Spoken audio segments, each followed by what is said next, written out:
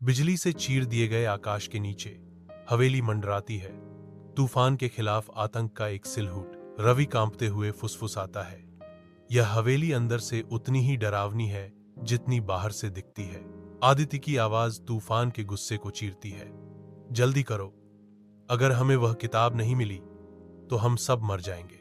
एक पुराना ताला झटके से खुलता है, जिसकी गूंज शांत हवेली में सुनाई देती है। भारी दरवाजा धीरे धीरे अंदर की ओर चरमराता है, जो अंधेरे की खाई को उजागर करता है।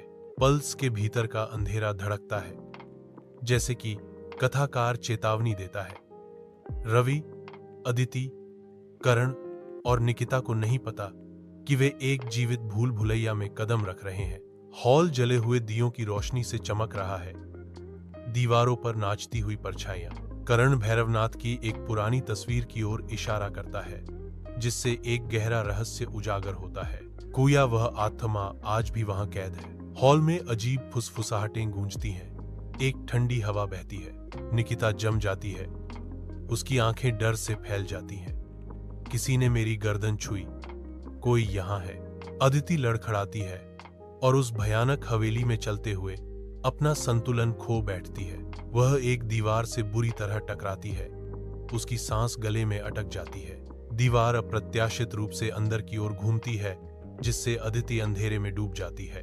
दोस्त गुप्त तिजोरी में खड़े हैं, हवा प्रत्याशा से भरी हुई है। तिजोरी के केंद्र में एक किताब भयानक रोशनी के साथ मंद रूप से चमक रही है, जो उनका ध्यान आकर्षित कर रही है। अदिति फुसफुसाती है, उसकी आवाज विस्मय और डर से भरी हुई है। यह पुस्तक है द डेथ कॉडेक्स। रवि जवाब देता है, उसकी आवाज सावधानी से भरी हुई। हमें इसे छूना भी नहीं चाहिए। करण किताब को छूता है और जमीन हिंसक रूप से कांपती है।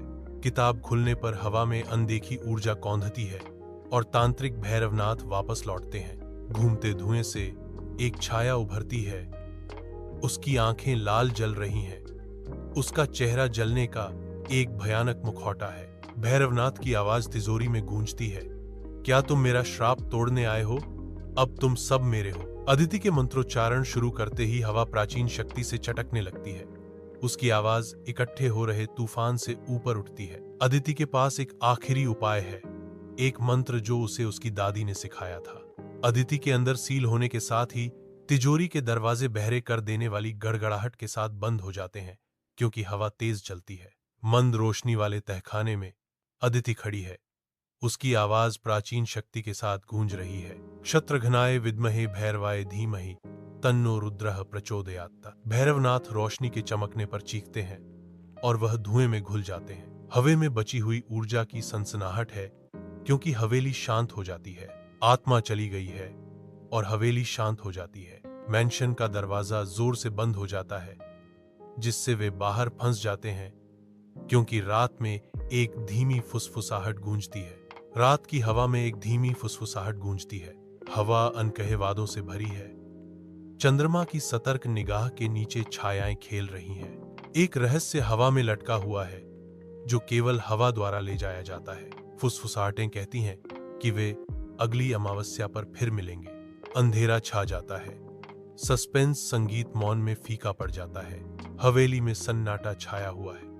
कोनों में परछाइयां नाच रही हैं। अनकही कहानियां हवा में मंडराती हैं, रहस्यों से भरी हुई। कथावाचक धीरे से बोलता है, कुछ रहस्य हमेशा रहस्य ही बने रहते हैं। रात के आकाश के विपरीत हवेली दूरी में दिखाई देती है, जो अंधेरे और रहस्य में डूबी हुई है।